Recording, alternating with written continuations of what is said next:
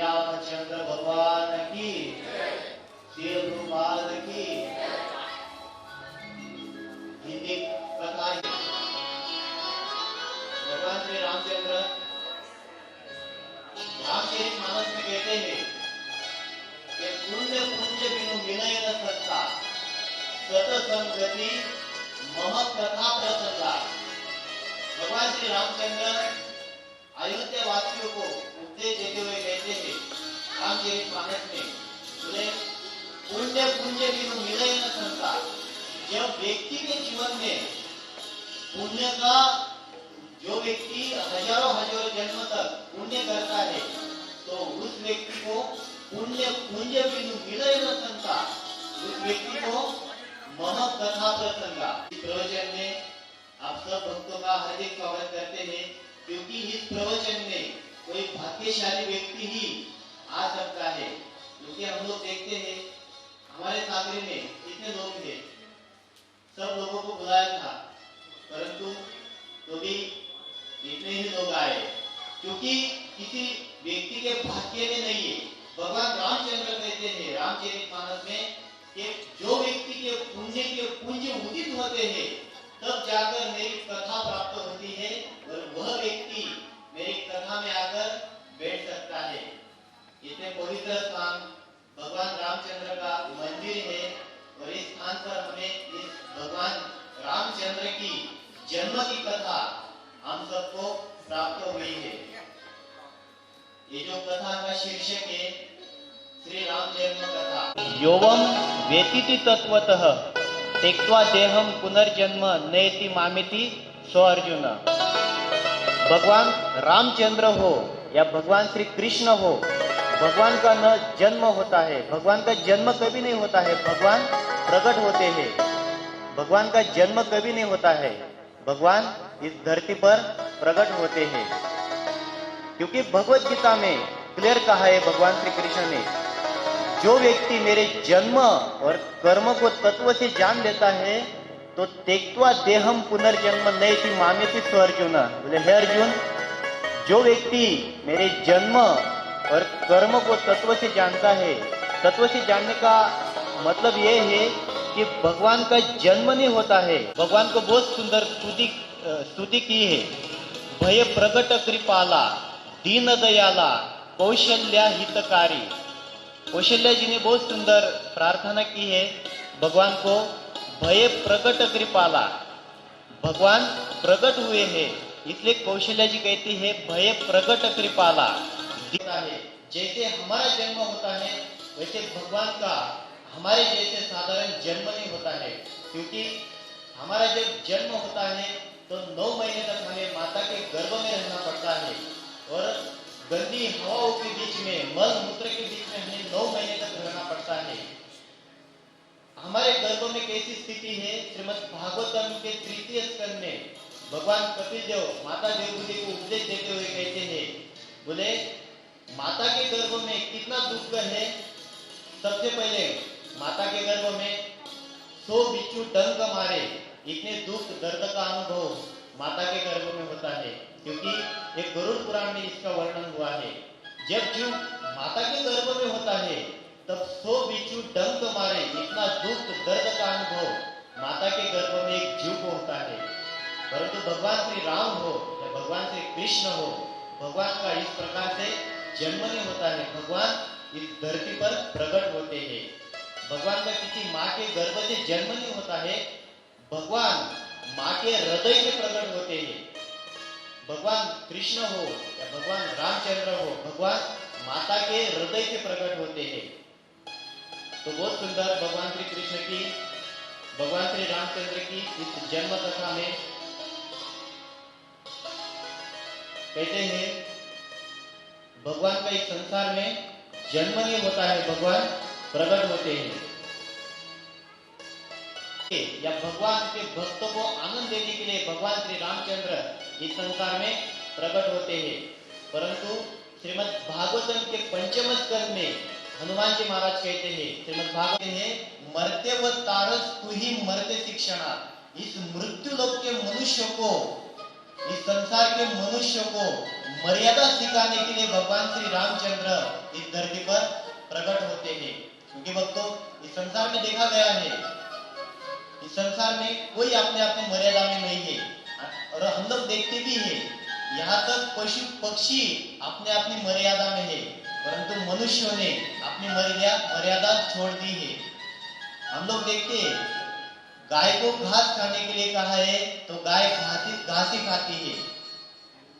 गाय को घास खाने के लिए कहा गया है तो गाय घास ही खाती है। शेर को मांस खाने के लिए कहा है तो शेर मांस ही खाते हैं। चिड़िया को दाना चुगने के लिए कहा है तो चिड़िया दाना ही चुगती है। परंतु ये मनुष्य, इस मनुष्य को अन्न खाने के लिए कहा है तो ये मनुष्य अन्न न खाकर और सब कुछ खाता है। घास भी खाता है, मांस भी खाता है, सुअर का भी खाता है, कुत्ते का भी खाता है, सब कुछ खाता है। क्योंकि इस मनुष्य को मांस खाना वर्जित है। क्योंकि श्रीमद् भागवत में भी कहा है मांस खाना ये बहुत बड़ा पाप है। तो भगवान श्री रामचंद्र इस मनुष्य को शिक्षा देने के लिए धरती पर प्रकट होते हैं। इसे हनुमान जी महाराज कहते हैं श्रीमद् भागवतम के 5वें स्कंद में कि भगवान श्री रामचंद्र इस मनुष्य को एक मर्यादा सिखाने के लिए भगवान श्री रामचंद्र इस धरती पर आते हैं। तो भगवान इस धरती पर आते हैं तो पवित्र कुल में भगवान का जन्म होता है। एक बार हमारे गुरु महाराज परम पूज्य राधा गोविंद गोस्वामी महाराज अमेरिका में भागवत कथा करने के लिए गए थे लगभग 2012 में। तो अमेरिका में जब भागवत कथा कर रहे थे हमारे गुरु महाराज परम पूज्य राधा गोविंद गोस्वामी महाराज, तो किसी ने अमेरिका में भागवत कथा करते हुए महाराज जी को प्रश्न पूछा। बोले महाराज जी, आपके जो भगवान है राम कृष्ण वराह नरसिंह वामन जितने भी 24 अवतार है, ये समस्त अवतार भारत में ही क्यों जन्म लेते हैं? एक दो अवतार तो हमारे अमेरिका में यूरोप में होना चाहिए था ना। जितने भी अवतार है 24 अवतार भारत में ही क्यों जन्म लेते हैं? तब महाराज जी ने एक बहुत सुंदर प्रश्न पूछा था, बहुत सुंदर उत्तर दिया था वो व्यक्ति को। बोले यदि भगवान को इस धरती पर प्रकट होना होता है तो भगवान भारत में ही इसलिए जन्म लेते हैं क्योंकि भारत में पवित्र लोग हैं। भगवान पवित्र माता पिता के घर पर जन्म लेते हैं, लेते हैं। पवित्र लोग तो भारत में है। महाराज जी ने बहुत सुंदर कहा था उस व्यक्ति को, बोले पवित्र लोग हमारे भारत में आपको मिलेंगे, इसलिए भगवान भारत में जन्म लेते हैं। और पवित्र कुल में और पवित्र स्त्री के गर्भ से भगवान जन्म लेते हैं। तो उस व्यक्ति ने कहा था महाराज जी को, बोले महाराज जी, यदि भगवान को जन्म लेने के लिए अच्छे माता पिता नहीं मिले तो भगवान कहाँ जन्म लेंगे? तो गुरु महाराज जी ने बहुत सुंदर बात कही थी। बोले भगवान को जन्म लेने के लिए यदि अच्छे माता पिता नहीं मिले ना तो भगवान खंबा फोड़कर प्रकट हो जाते हैं, परंतु किसी अपवित्र स्त्री से भगवान कभी जन्म नहीं लेते हैं। और देखते हैं ना सतयुग में अच्छे माता पिता नहीं मिले तो भगवान खंबा फोड़कर प्रकट हो गए। भगवान को किसी माता पिता की जरूरत नहीं है, परंतु पवित्र कुल में और पवित्र गर्भ से माता के गर्भ से जन्म लेते हैं भगवान। तो बहुत सुंदर भगवान श्री रामचंद्र की इस कथा में बहुत सुंदर भगवान श्री रामचंद्र की पूर्वजों की कथा है। भगवान श्री रामचंद्र परम पवित्र कुल में जन्म लेकर आए हैं। हम लोग देखते हैं भगवान श्री रामचंद्र का जन्म परम पवित्र कुल में हुआ है, सूर्यवंश में। सूर्यवंश में भगवान श्री रामचंद्र का जन्म हुआ है और सोमवंश में भगवान श्री कृष्ण का जन्म हुआ है। तो भगवान श्री रामचंद्र के जो पूर्वज है बहुत पवित्र राजा महाराजा है। रामचरितमानस में कहा गया है, शिवी ददीची हरिचंद्र नरेशा देहु धर्म हित कोटि कलेशा। रामचरितमानस में एक चौपाई है, बोले भगवान राम ने खुद कहा है, बोले हे सुमंत्र जी, मेरा उस कुल में जन्म हुआ है। हमारे कुल में शिवी, राजा शिवी एक कबूतर की जान बचाने के लिए राजा शिवी ने अपने शरीर का मांस दे दिया था। बहुत सुंदर बात है सतयुग की। जब बाज पक्षी कबूतर के पीछे लगा तब कबूतर उस राजा शिवी की शरण में गया। राजा शिवी की शरण में जाते हुए राजा शिवी ने उस कबूतर को अपनी शरण दी। तो उस समय उस बाज पक्षी आया और उस बाज पक्षी ने कहा, बोले हे राजन, ये पक्षी मेरा भोजन है, इसको आप सहायता नहीं दे सकते हो।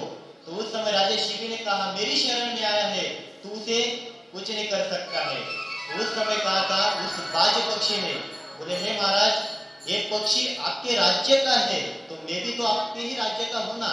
और भगवत गीता में कृष्ण कहा है, जीव जीव से जीवनम, एक जीव दूसरे जीव के आधार होता है।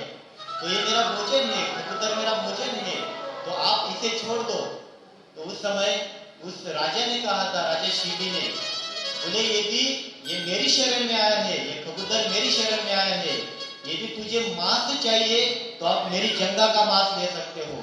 एक पात्र पर कबूतर को बिठाया और दूसरे पात्र पर उस राजा ने, शिबी राजा ने अपने जंगा का मांस तोड़कर उस तराजू के पात्र पर रखा, परंतु नहीं बढ़ा, वो कबूतर भारी रहा।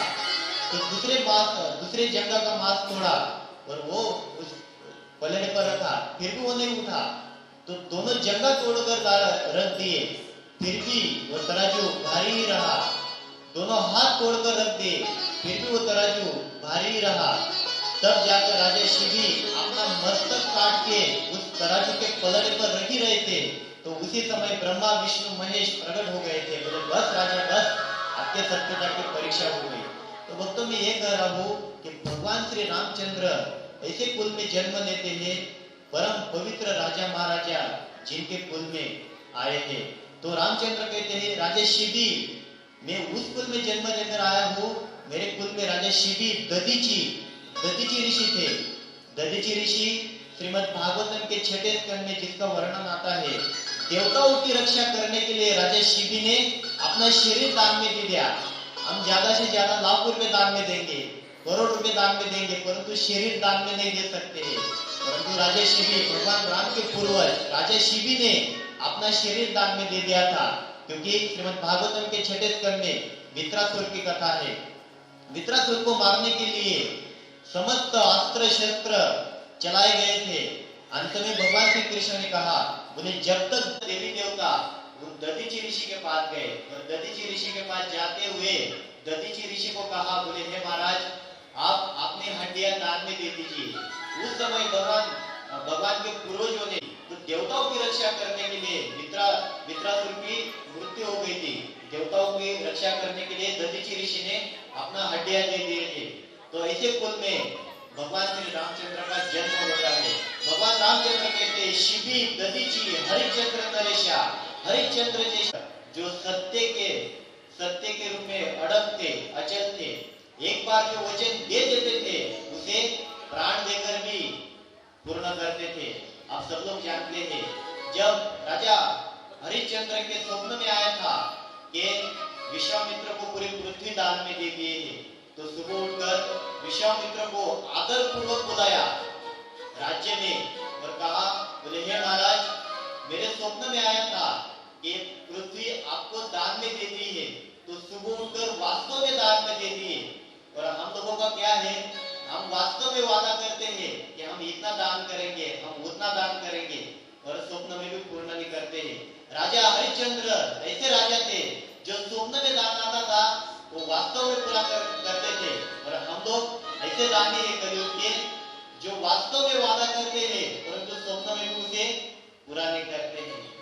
राजा हरिश्चंद्र के जीवन में बहुत दुख आया था। राजा हरिश्चंद्र को स्वप्न में आया था कि पूरा पृथ्वी दान में दे दिए मैंने विश्वामित्र को। विश्वामित्र सुबह उठकर आए और सुबह उठकर आते हुए पूरी पृथ्वी दान में ले ली, और जो मुकुट था राजा हरिश्चंद्र का, वो मुकुट भी विश्वामित्र ने वो अपने सिर पर लगा लिया था।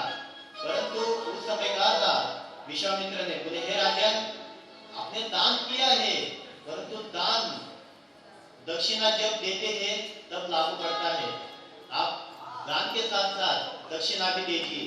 तो उस समय राजा हरिश्चंद्र ने कहा था, बोले हे राजा, पूरी पृथ्वी के मैं चंद्रों की सम्राट हूँ, आपको सब कुछ दान में दे दिया हो, तो मेरे पास कुछ नहीं है, तो आपको मैं क्या दूं? मेरा जो वस्त्र था वो वस्त्र को मैं आपको दे दिया, तो अब मेरे पास कुछ नहीं है।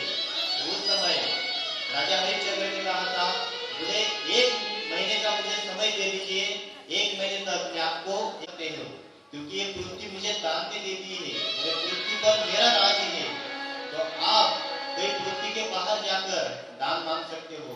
तो उस समय राजा हरिश्चंद्र ने कहा था, बोले ये जो काशी है, ये काशी पृथ्वी पर नहीं है, ये शिव जी के डमरू पर बसा हुआ देश है।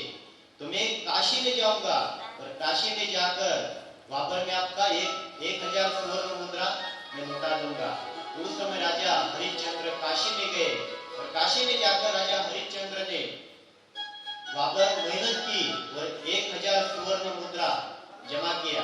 और 1000 स्वर्ण मुद्रा जमा करके जब राजा हरिश्चंद्र जा रहे थे विश्वामित्र को देने के लिए, तो उसी समय तारामती से वो 1000 स्वर्ण मुद्रा गंगा में गिर गए। तो उसी समय विश्वामित्र ने कहा, बोले आज तक मैं आपको 1 घंटे का समय दे रहा हूँ, 1 घंटे में यदि मुझे स्वर्ण मुद्रा नहीं आए तो मैं आपको श्राप दे दूंगा और इस संसार का सबसे बड़ा झूठा साबित कर दूंगा कि राजा हरिश्चंद्र आप जो करते हैं वो कभी उसका पालन नहीं करते हैं। तो उसी समय राजा हरिश्चंद्र ने उनकी पत्नी को दांव पर लगा दिया था, तारामती को, पुत्र रोहित को बेच दिया था और अपने आप को भी उस शमशान के मालिक के हाथ में, उस कलवा के हाथ में बेच गए थे। सुंदर कथा है राजा हरिश्चंद्र की, परंतु मैं केवल एक बात राजा भगवान राम के पूर्वजों के रूप में जो राजा हरिश्चंद्र आए हैं उनके विषय में कह रहा हूँ। तो राजा हरिश्चंद्र और वो रोहित, जब तारामती रोहित का अंतिम संस्कार करने के लिए राजा हरिश्चंद्र ने कहा था, बोले मैं इनका अंतिम संस्कार नहीं करूंगा। तो उस समय तारामती ने कहा था, बोले ये आपका पुत्र है रोहित, मैं आपकी पत्नी हूँ तारामती, मैं इनका अंतिम संस्कार करने के लिए यहाँ पर मणिकर्णी के घाट पर लाया हूँ। तो उस समय राजा हरिश्चंद्र ने कहा था, मैंने वचन दिया है, उस मालिक को मैंने वचन दिया है, इस शमशान में कोई भी मुर्दा है तो उसे कर लिया बगैर मैं जलाऊंगा नहीं। तो उस समय तारामती को कहा राजा हरिश्चंद्र ने, बोले आपको जलाना है आपके पुत्र को तो पहले कर देना पड़ेगा। तो उस समय तारामती ने कहा था, बोले मैं आपकी पत्नी हूँ और आपने मुझे तो बेच दिया था, पुत्र रोहित को बेच दिया था, मैं पैसे कहाँ से लाऊं? तो उस समय राजा हरिश्चंद्र ने कहा था, बोले यदि आपके पास पैसे नहीं है ना तो ये वस्त्र है ना, ये वस्त्र उतार कर आप मुझे दे दीजिए दान में, तब जाकर मैं आपके पुत्र का अंतिम संस्कार करूंगा। तब जाकर तारामती जब वो साड़ी खींचने गई, साड़ी निकालने गई, तो उसी समय ब्रह्मा विष्णु महेश प्रकट हो गए। भक्त सत्य घटना है सतयुग की।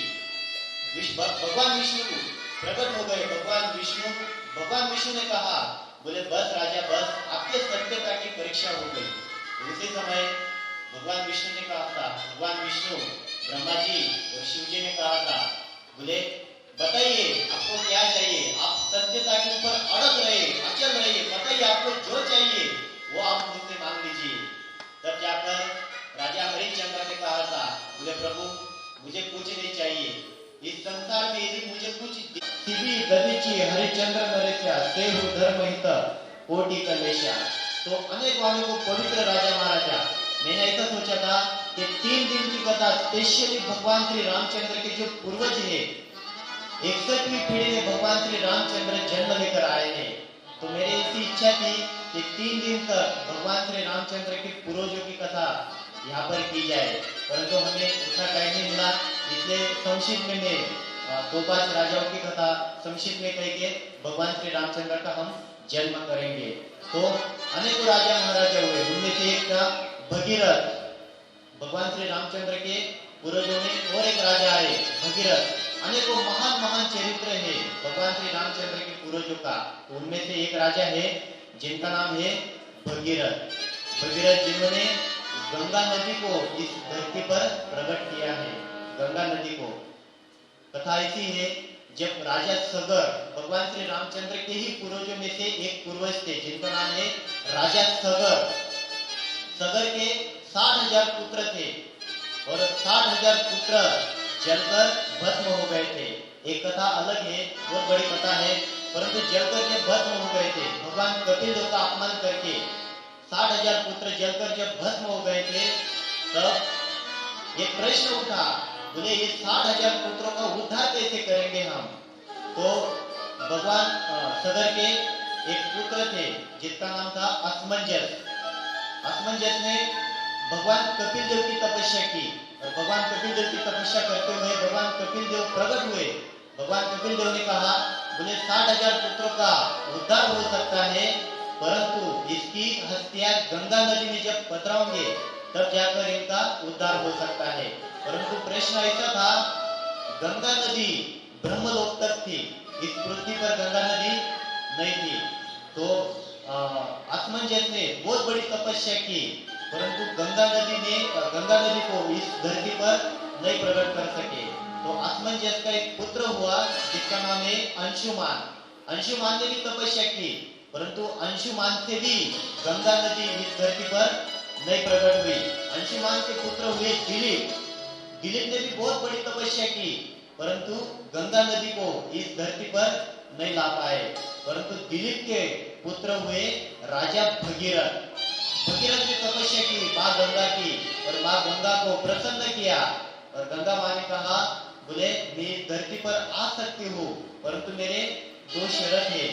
जब मैं इस धरती पर आऊंगी तो मेरा वेग बहुत जबरदस्त होगा, बहुत तेज होगा। तो जब मैं इस धरती पर उतरूंगी तो धरती पर जो उतरूंगी तो कुछ सपोर्ट होना चाहिए, नहीं तो इस पृथ्वी को तोड़कर फोड़कर मैं रसातल में चली जाऊंगी। तो उस समय भगीरथ जी ने कहा, भगीरथ जी ने शिव जी की तपस्या की, और शिव जी की तपस्या करते हुए शिव जी प्रकट हो गए। और शिव जी प्रकट हुए, शिव जी को कहा, बोले 60,000 पुत्रों का उद्धार करना है, सगर के 60,000 पुत्रों का उद्धार करना है, और माँ गंगा इस धरती पर आना चाहती है, परंतु उसे उनका वेग बहुत तेज है, इसलिए हे प्रभु आप अपने जटा में धारण कर लीजिए। तो उस समय भोलेनाथ और अक्षय तृतीया के दिन गंगा नदी इस धरती पर प्रकट हुई। अक्षय तृतीया के दिन भगीरथ जी ने गंगा माता को इस धरती पर प्रकट किया। तो अनेकों चरित्रवान राजा इस रघुकुल में थे, सूर्यवंश में थे। तो भगीरथ जी के पुत्र हुए रघु। राजा रघु का जन्म भगीरथ जी के पुत्र के रूप में हुआ था। रघु के भी अनेकों पराक्रम है। रघु के पुत्र हुए दिलीप, और दिलीप के पुत्र हुए खटवांग। खटवांग एक ऐसे राजा थे जिन्होंने 2 घड़ी में भगवान को और भगवान के धाम को प्राप्त कर लिया था। राजा रघु जब इस संसार में जब राजा रघु का शासन था, जब राजा रघु इस पृथ्वी के राजा थे, उस समय देवासुर संग्राम चल रहा था। स्वर्ग में देवता और दानव के बीच में युद्ध चल रहा था। तो उस समय देवताओं की रक्षा करने के लिए राजा खटवांग इंद्र इस संसार में आया था, इस पृथ्वी पर आया था, और राजा खटवांग को कहा था इंद्र ने, बोले हे प्रभु आप मेरे स्वर्ग में चलिए, क्योंकि वहां पर असुरों का बहुत बड़ा आतंक हो रहा है। और इंद्र को भी पता था कि सूर्यवंश में जो भी राजा महाराजा आते हैं वो राजा परम पराक्रमी होते हैं। तो स्वर्ग में भी युद्ध करने के लिए, स्वर्ग में भी युद्ध करके वो सफल होकर आते हैं। तो उस समय राजा खटवांग इस धरती में से इंद्र लेकर गया स्वर्ग में, वहां पे धमाधम युद्ध किया राजा खटवांग ने, और युद्ध करके राजा खटवांग विजय हुए, देवताओं को विजय बनाए। तो उस समय इंद्र ने कहा था, बोले बताइए प्रभु आपको क्या चाहिए, आपको जो चाहिए वो मुझसे मांग लीजिए। तो उस समय राजा खटवांग ने कहा था, बोले आप मुझे भगवान का धाम दे दीजिए, क्योंकि भगवान का धाम सबको सुलभ नहीं है। जो व्यक्ति भक्ति करता है, तपस्या करता है, वह व्यक्ति भगवान के धाम में जाता है। तो उस समय राजा खटवांग ने कहा था, बोले हे इंद्र मुझे देना है तो भगवान का धाम मुझे दे दीजिए। तो उस समय इंद्र ने कहा था, बोले भगवान का धाम तो मुझे भी प्रिय नहीं है, भगवान का धाम तो मुझे भी सुलभ नहीं है, तो मैं आपको कैसे भगवान का धाम दूं। तो उस समय राजा खटवांग ने कहा था, बोले तुम भगवान का धाम नहीं दे सकता है तो यह बताइए मेरी आयु कितनी है, तो मेरा भविष्य तो देख सकता है ना। तो उस समय इंद्र ने भविष्य देखा, और इंद्र ने भविष्य देखकर राजा खटवांग को कहा, बोले आपके पास हे राजन 2 घड़ी बाकी है, 2 घड़ी में आपकी मृत्यु होने वाली है। तो उस समय राजा खटवांग ने कहा था, बोले आप मुझे 1 घड़ी में इस पृथ्वी पर लेकर जाइए, और पृथ्वी पर हरिद्वार में आप मुझे इस पृथ्वी पर लेकर जाइए, हरिद्वार में। तो उस समय राजा इंद्र ने इस पृथ्वी पर हरिद्वार में राजा खटवांग को भेज दिया। राजा खटवांग ने 2 घड़ी रूप लीला का स्मरण किया और 2 घड़ी में राजा खटवांग इस संसार में से सीधे भगवान के धाम में चले गए थे। तो एक से एक पवित्रवान राजा भगवान राम के परंपरा में है। और दिलीप के पुत्र हुए खटवांग, खटवांग के पुत्र हुए अज, और अज के पुत्र हुए राजा दशरथ, जो भगवान श्री रामचंद्र के पिता थे। राजा दशरथ के विषय में रामचरितमानस में बहुत सुंदर कहा है। राजा दशरथ के गुणगान। अवधपुरी रघुकुल मनि राऊ,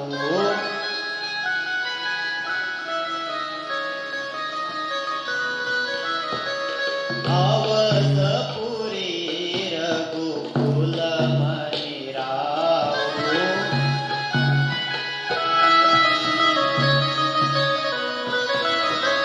वेद विदित तेहि दशरथ नाऊ,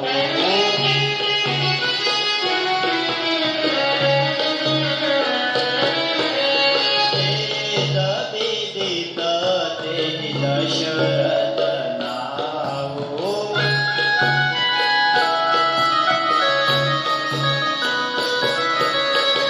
गोस्वामी तुलसीदास जी की बहुत सुंदर रचना है रामचरितमानस।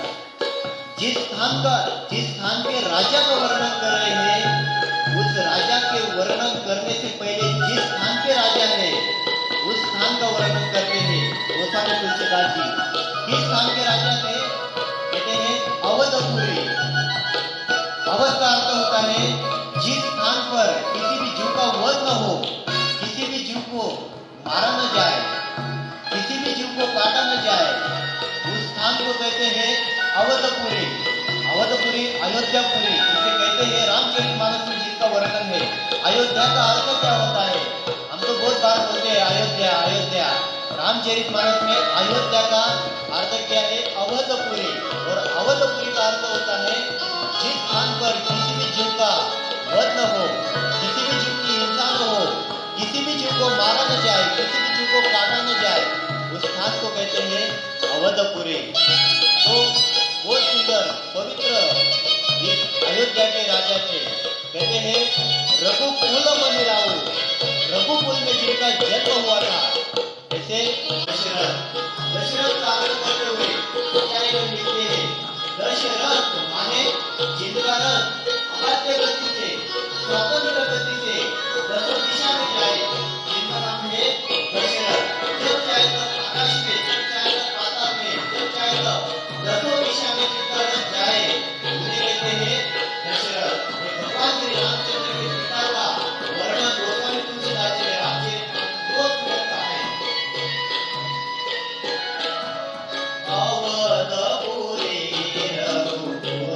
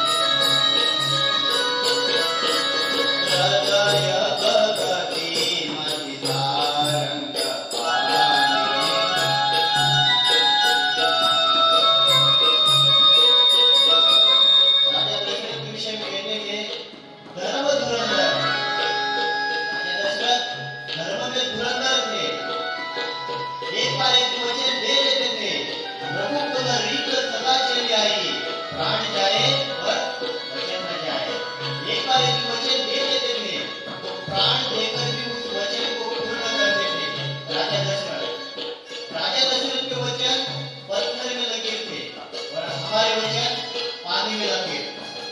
राजा दशरथ जो बोलते थे वो करके रहते थे और हमारा पानी में रखे। जैसे एक ओर हम बनाते जाते हैं और दूसरी ओर मिटते जाते हैं। राजा दशरथ पीछे भी कहते हैं धर्म में धुरंधर थे और पूर्ण नीति ज्ञानी और गुणों का भंडार का राजा दशरथ। भगवान राम के पिता का वर्णन गोरा तुलसीदास बहुत सुंदर करते हैं। वे पूर्ण नीति ज्ञानी और ज्ञानी थे राजा दशरथ, परम ज्ञानी थे। और सबसे बड़ा गुण राजा दशरथ में यह था कि हृदय भगति मति सारक वाणी। हृदय में भगवान श्री रामचंद्र के प्रति, भगवान श्री विष्णु के प्रति भक्ति थी। क्योंकि हमको इस संसार में कितना भी बड़ा व्यक्ति क्यों न हो, क्योंकि राजा दशरथ से बड़ा व्यक्ति कोई हो नहीं सकता है। क्योंकि हम लोग तो भारत के राजा, महाराष्ट्र के राजा या हमारे गांव के राजा या हमारे गली के राजा, परंतु राजा दशरथ वह चीज है जो पूरी पृथ्वी के चक्रवर्ती सम्राट और पृथ्वी के चक्रवर्ती सम्राट का वर्णन गोस्वामी तुलसीदास जी रामचरित मानस में कहते हैं। हृदय भगति मति सारक वाणी। ये हृदय में भगवान विष्णु के प्रति शुद्ध भक्ति थी। क्योंकि सबसे बड़ा व्यक्ति, इतना बड़ा व्यक्ति को सबका एक कर्तव्य होना ये अति आवश्यक है कि वो भगवान का भक्त होना चाहिए। कोई भी व्यक्ति हो, क्योंकि हम लोग हिंदू परिवार में जन्म लेकर आए हैं, सनातन धर्म में हमारा जन्म हुआ है। तो हर व्यक्ति का एक कर्तव्य होना चाहिए कि हम भगवान श्री रामचंद्र का, भगवान श्री रामचंद्र के भक्त हमें ये गुण होना चाहिए। क्योंकि राजा दशरथ भगवान श्री रामचंद्र के परम शुद्ध महान भक्त थे। हृदय भगति मति सारंग पाणी।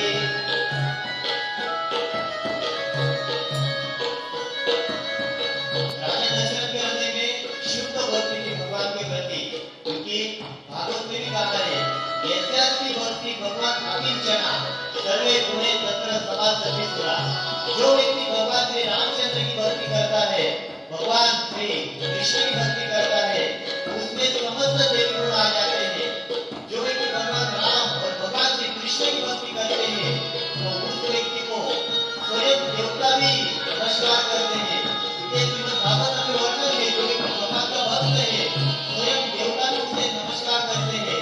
क्योंकि भागवत में कहा है यस्यास्ति भक्ति भगवान अकिंचना सर्वे गुणे तत्र समासति सुरा। हो जाता है समस्त गंधर्व किन्नर चारण यक्ष विद्याधर समस्त पितृ हमारे ऊपर प्रसन्न होते हैं। बहुत सुंदर राजा दशरथ के विषय में कहते हैं। राजा दशरथ के पास सब कुछ था, लाखों लाख दास दासी नौकर चाकर राज रजवाड़े सब कुछ था राजा दशरथ के पास। परंतु ये संसार अपूर्ण है। इस संसार में अपूर्णता को सबको होता है। राजा दशरथ के पास सब कुछ था, लाखों लाख दास दासी नौकर चाकर राज रजवाड़े सब कुछ था राजा दशरथ के पास। परंतु एक चीज की कमी थी। गोस्वामी तुलसीदास जी कहते हैं एक बार भूपति मन भाई।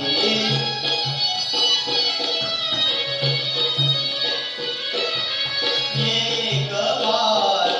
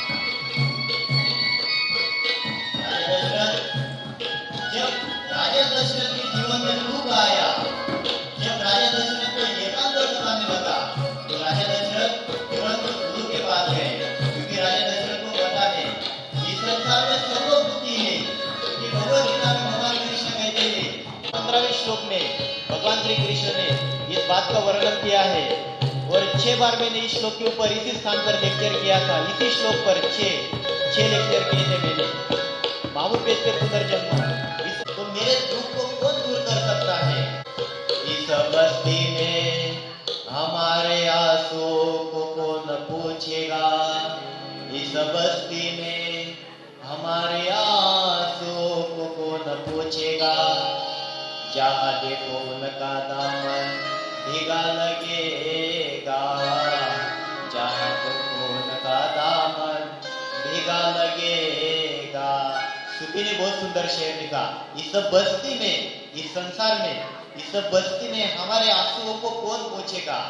हमारे रोते हुए आंसू को कौन पूछ सकता है? जहाँ देखो उनका दामन भीगा रहेगा। इस संसार में सब लोग रो रहे हैं। हमारे इस्कॉन में प्रतिदिन मंगला आरती में 4:30 बजे सुबह में जो मंगला आरती होती है, तो विश्वनाथ चक्रवर्ती ठाकुर का गुरु अष्टकम में सर्वप्रथम मंत्र है, संसार दावा नललीन लोकम। इस संसार में, इस संसार रूपी सागर में सब लोग दावानल रूपी आग में सब लोग जल रहे हैं। इस संसार में सब लोग दुखी है। तो इस दुखी व्यक्ति के पास जाकर मैं कैसे सुखी होगा? इसलिए राजा दशरथ ने निर्णय लिया, गुरु गृह गए तुरंत महिपाला,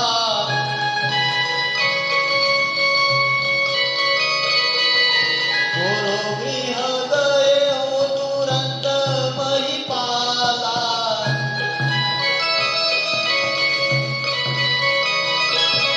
चरण लागी कर विनय विशाला,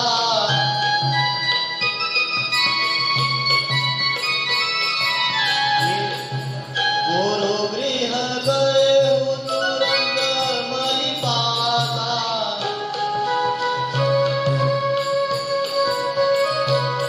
राजा दशरथ अपने गुरु वशिष्ठ ऋषि के पास गए। वशिष्ठ ऋषि के पास गए। वशिष्ठ ऋषि की कुटिया में जाते हुए राजा दशरथ रोते रोते जा रहे थे। उसी समय वशिष्ठ जी ने देखा, बोले राजा दशरथ आए हैं, खड़े हो गए। राजा को देखकर वशिष्ठ ऋषि ने कहा, बोले हे राजा दशरथ, आपका कोई अनुचर मेरे पास भेज लिया होता। तो उस समय वशिष्ठ ऋषि ने कहा था, उस समय राजा दशरथ ने कहा था, बोले हे वशिष्ठ ऋषि, बोले हे गुरुदेव, बोले मैं प्यासा हूँ और प्यासा व्यक्ति कुएं के पास जाता है। कुआं प्यासे के पास ही आता है, प्यासा कुएं के पास जाता है। मांगने वाला देने वाले के पास ही जाता है, देने वाला मांगने वाले के पास जाता है। उस समय राजा दशरथ ने कहा, हे राजा, मेरे पास सब कुछ है, लाखों लाख दास दासी नौकर चाकर सब कुछ है मेरे पास, परंतु मेरी इतनी पत्नियां हैं, परंतु मुझे संतान नहीं हो रही है। तो कृपया करके मुझे संतान हो, कुछ ऐसा कीजिए। तो उस समय राजा दशरथ रोने लगे वशिष्ठ ऋषि के पास। वशिष्ठ ऋषि ने कहा, धरहु धीरहु यही सुत चारे,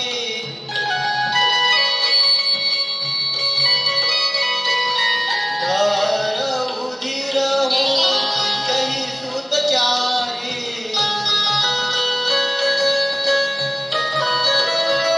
राजन, आप धीरता धारण कीजिए।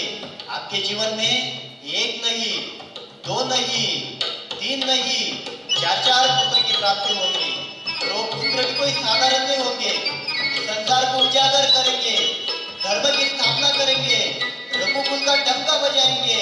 ऐसे 1 नहीं, 2 नहीं, 4 पुत्र की प्राप्ति होंगी। और हे प्रभु, उन पुत्रों का पुत्रेश की यज्ञ करने के लिए हमें श्रृंगी ऋषि के पास जाना होगा। उसी समय श्रृंगी ऋषि को बुलाया गया। पुत्र का अनिष्ट यज्ञ किया। उस यज्ञ में आहुति दी। यज्ञ में से अग्नि देवता प्रकट हो गए और अग्नि देवता ने उन राजा को जरु प्रदान किया। उस राजा ने जरु का आधा भाग कौशल्या को दिया और आधा भाग कैकेयी को दिया। परंतु उनकी जो तीसरी पत्नी थी, जिनका नाम था सुमित्रा, तो कैकेयी ने देखा और कौशल्या ने देखा, मुझे हमारी बहन के लिए कोई जरु नहीं है। उस समय कैकेयी ने आधा जरु दिया और कौशल्य ने आधा चेरू दिया, वो चेरू सुमित्रा को दिया। तो सुमित्रा जी ने कहा, बोले हे कैकेयी और हे कौशल्य जी, आपकी कृपा से यदि मुझे पुत्र की प्राप्ति होगी, 2 पुत्र की प्राप्ति होगी, तो हे कैकेयी, एक पुत्र को आपकी सेवा में लगाऊंगी और हे कौशल्य जी, एक पुत्र को तुम्हारे पुत्र की सेवा में लगाऊंगी। तो आगे चलकर ऐसा ही हुआ, एक एक किया तो चेरू ग्रहण किए। तो धीरे धीरे धीरे वो रानियों ने चेरू ग्रहण किए। महीने, दिन, साल, महीने बीतते गए और वह दिन करीब आ गया जिस समय भगवान श्री नौमी तिथि मधुमास पुनीता,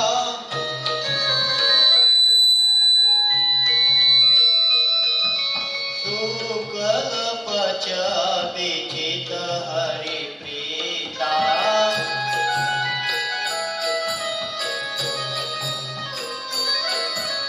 नौमी तिथि मधुमास पुनीता,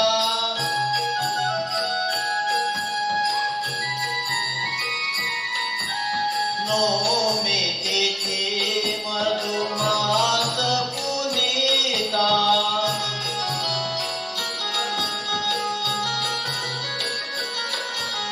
शुक्ल पक्ष विजित हरि प्रीता।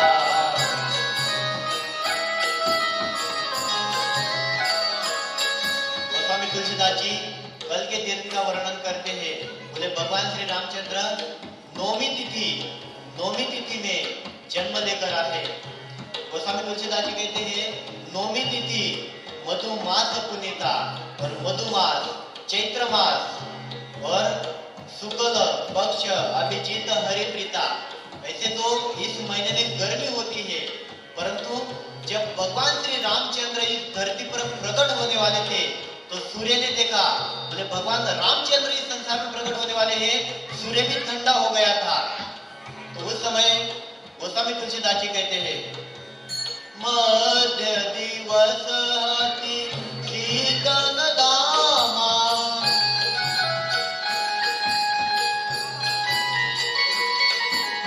मध्य दिवस हति शीतल दामा,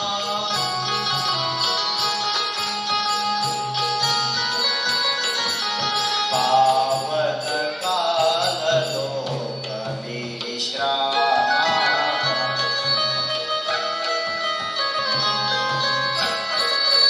जब भगवान रामचंद्र प्रकट होने वाले थे उस समय मध्य दिवस दोपहर को 12 बजे, कल दोपहर को 12 बजे भगवान श्री रामचंद्र प्रकट हो रहे थे। मध्य दिवस अति शीतल धनधामा पावन काल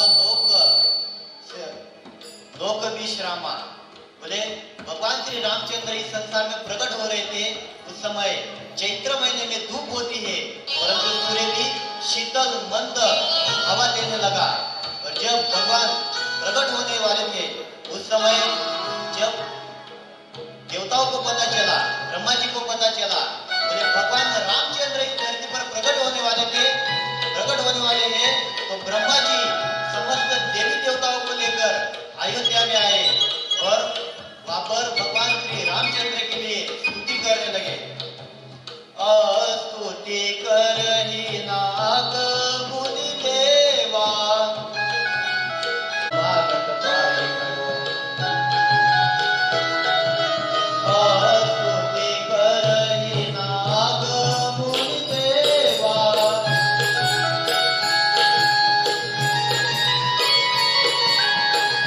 स्तुति करहि नाग मुनि देवा।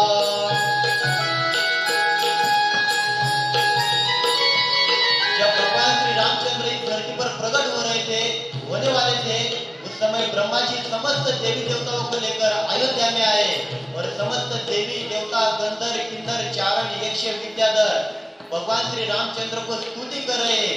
तो आइए भगवान श्री रामचंद्र के लिए हम भी स्तुति करते हैं।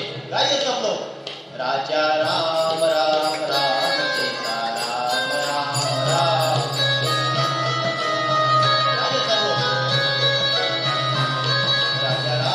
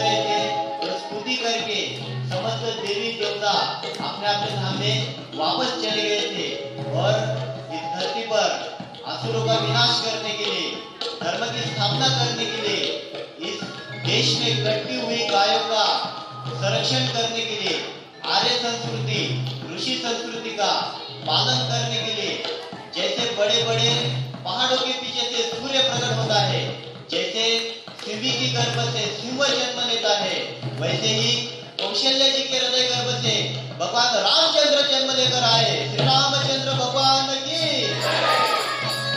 राजा राम राम राम राम राम राजा राम राम राम सीता राम राम राम। भगवान का जन्मदिन का उत्सव करने लगे। अवध में आनंद भयो जय जय श्री राम की।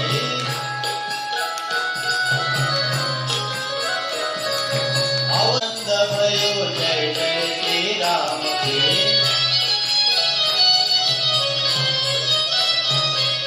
जय जय श्री राम की, जय जय श्री राम की।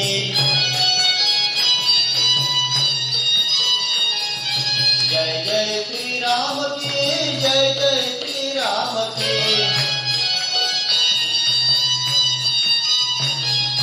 अवध में आनंद भयो जय जय श्री राम की। अवध में आनंद भयो जय जय श्री राम की। कौशल्या को लाल भयो जय जय श्री राम की। कौशल्या को लाल भयो जय जय श्री राम की।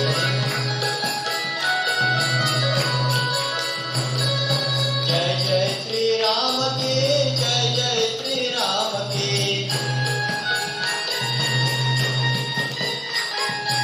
अवध में आनंद भयो जय जय श्री राम की। राजा राम राम राम सीता राम राम राम। राजा राम राम राम सीता राम राम राम। राजा राम राम राम सीता राम राम राम। राजा राम राम राम सीता राम राम राम। राजा राम राम राम सीता राम राम राम। राजा राम राम राम सीता राम राम राम। राजा राम राम राम सीता राम राम राम। राजा राम राम राम सीता राम राम राम।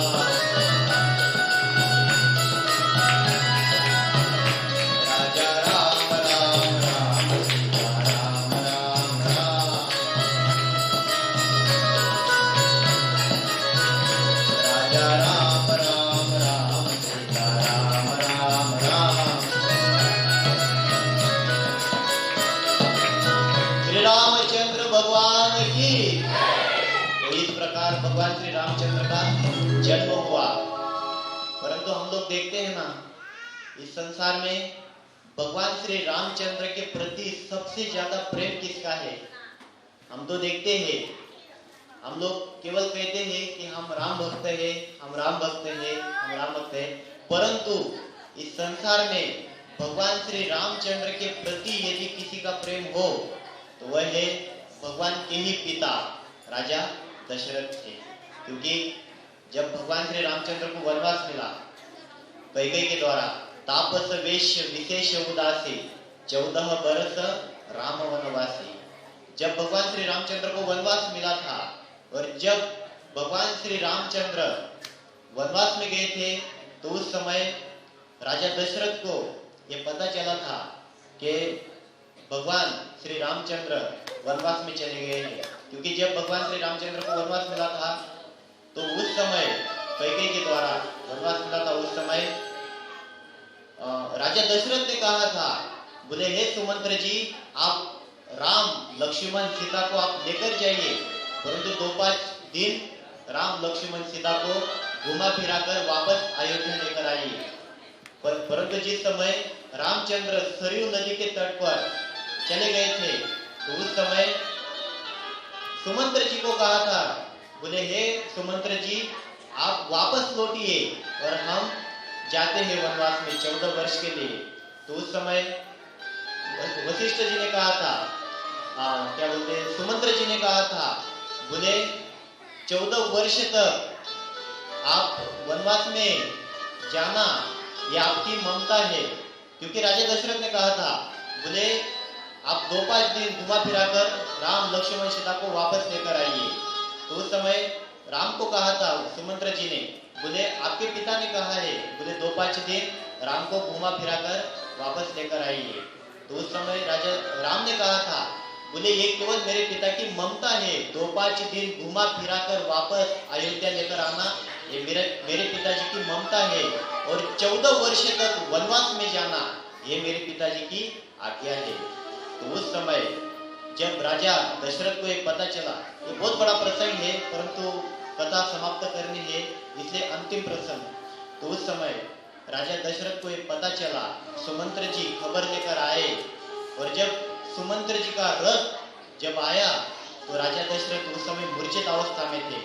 तो जब पता चला, बोले सुमंत्र आया है, तो राजा दशरथ खड़े हो गए, मूर्छित अवस्था में से राजा दशरथ खड़े हो गए। तो उस समय राजा दशरथ ने कहा, बोले हे सुमंत्र जी, मेरे राम कहाँ है, मेरे लक्ष्मण कहाँ है, मेरी सीता कहाँ है, कहाँ गए वो लोग। तो उस समय सुमंत्र जी ने कहा था, बोले राम लक्ष्मण सीता को मैंने बहुत रुकने का प्रयास किया था, बस केवल इतना बोले, बहुत रुकने का मैंने प्रयास किया था परंतु नहीं रुके, वो 14 वर्ष के लिए वनवास में चले गए। तो उस समय राजा दशरथ की वीरता खोने लगे, राजा दशरथ वीरता खोने लगे, बोले इस संसार में राम नहीं है तो मेरा इस जीवन में रहने से कोई मतलब नहीं है। तो उसी समय राजा दशरथ मूर्छित अवस्था में हो गए। जब राजा दशरथ को पता चला, बोले राम 14 वर्ष तक अब इस अयोध्या में नहीं आएंगे, तो उसी समय राजा दशरथ ने अपना प्राण छोड़ दिया। गोधाम तनुपरि हरि रघु बर बिरह राव गए सुरधाम। रोते हुए गोस्वामी तुलसीदास जी ने चौपाई लिखी है, बोले राम राम कही राम राम, 6 बार भगवान श्री रामचंद्र का नाम लेकर सूरधाम माने देवताओं के लोक में राजा दशरथ चले गए। परंतु भक्तों, धन्य है वो मृत्यु, जिस मृत्यु के समय हमारे जीवन में, हमारे हृदय में भगवान का नाम आए। क्योंकि भक्तों, इस संसार में हम कितने भी करोड़पति बन जाए, कितने भी हम लाखोंपति बन जाए, परंतु उनमें से एक पैसा भी हमारे साथ नहीं आने वाला है, ये लिखकर देता हूं मैं यहाँ से। परंतु जो व्यक्ति के हृदय में और जो व्यक्ति के मुख में भगवान का नाम है, तो वह व्यक्ति इस संसार से मुक्त होकर भगवान के धाम को प्राप्त हो सकता है। क्योंकि अंत समय में यदि काम आने वाली यदि वस्तु है तो केवल भगवान श्री कृष्ण, भगवान श्री रामचंद्र का नाम। इसलिए गुजरात के संत गाते भी है, समय मारो साथ जे वाला, बोले ये समय तू मेरा साथ दे कि अंत समय में मैं भगवान श्री कृष्ण का नाम ले सकूं।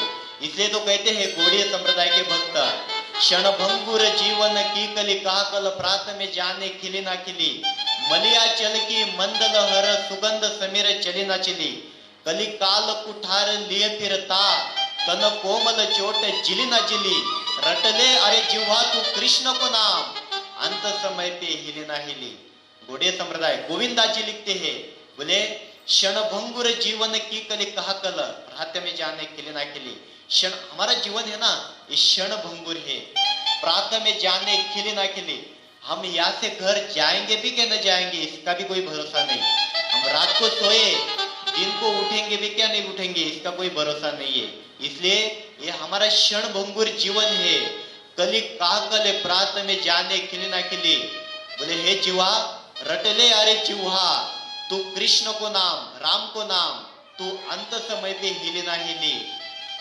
गौड़ीय संप्रदाय के जो भक्त है वो गाते हैं, बोले आज ही आप भगवान श्री कृष्ण का नाम आज ही ले लीजिए, क्योंकि अंत समय में जब हमारे जीवन में बुढ़ापा आएगा तब जाकर यदि हम भगवान की भक्ति करेंगे तो उस समय हमसे भगवान की भक्ति नहीं होंगी। इसलिए श्री कुलशेखर आलवार मुकुंद माला स्त्रोत में लिखते हैं, कृष्ण तोदीय पद पंकज पंजरांते अद्यव मेव विशतु मानस राज हंस प्राण प्रयाण समये कपवात पित्ते कंठा वरुण धन स्मरण स्फुतस्वे। जब हमारे प्राण के प्रयाण का समय निकट आएगा तब कफ पित्त वायु से हमारा गला भर जाएगा। जब व्यक्ति मरणासन अवस्था में हो जाता है ना, तब जाकर हमारे पास से कोई भी आता है भगवत गीता लेने के लिए, बोले वो व्यक्ति मरने पड़ा है। वह व्यक्ति ने जीवन भर भगवान का नाम नहीं लिया है तो अंत समय में कहाँ भगवान याद आने वाले हैं। जो व्यक्ति आज से भगवान का नाम लेगा वह व्यक्ति अंत समय में भगवान को याद कर पाएगा और वह व्यक्ति भगवान के धाम में जा सकता है। तो राजा दशरथ के जीवन में, क्योंकि गोस्वामी तुलसीदास जी ने उसके आगे की चौपाई में कहा है, जीवन मरण फल दशरथ पावा। इस संसार में जीने और मरने का फल यदि किसी ने वास्तव में प्राप्त किया है तो वह है राजा दशरथ ने। क्योंकि जीवन जीने का और मरने का, क्योंकि जीते जी भगवान राम की सेवा में राम राम राम और मरे तो भी राम राम राम 6 बार नाम लेकर राजा दशरथ सूरधाम। तो रामचरितमानस के चौपाई में किसी आचार्य ने प्रश्न पूछा, बोले राजा दशरथ ने 6 बार नाम क्यों लिया? 10 बार ले सकते थे, 2 बार ले सकते थे, परंतु 6 बार राजा दशरथ ने नाम क्यों लिया? तो आचार्यगण लिखते हैं, भगवान रामचंद्र वनवास में गए 6 दिन हुए, अतः राजा दशरथ ने 6 बार नाम लिए और राजा दशरथ इस संसार से विदा होकर भगवान के धाम में चले गए थे। परंतु गोस्वामी तुलसीदास जी ने कहा, इस संसार में जीने और मरने का फल यदि किसी ने प्राप्त किया तो वह है राजा दशरथ ने। क्योंकि पूरा जीवन राजा दशरथ का राम की सेवा में बीता जीते जी, और जब मृत्यु आई तो मृत्यु के समय भी राजा दशरथ के हृदय में और मुख में भगवान श्री रामचंद्र का नाम था। और भगवत गीता हमारा धर्म ग्रंथ श्रीमद् भगवत गीता आप कभी पढ़िए तो भगवत गीता में भी कृष्ण यही कहते हैं, 1 नहीं 2 नहीं 3 बार यही कहते हैं, अंत काले च मामेव स्मरण मुक्त्वा कलेवरम। अंत काले च, देखिए भगवान श्री कृष्ण ने यह नहीं कहा कि अंत समय या अंत टाइम पे, परंतु अंत काले च, अंत में जब मृत्यु का समय हमारे जीवन में आता है तो काले च माने काल, जो हमारे जीवन में एक ना एक दिन निश्चित आने वाला है। ऐसे अंत काले च मामेव माने मेरा स्मरण मुक्त्वा कलेवरम, मेरा स्मरण करना चाहिए।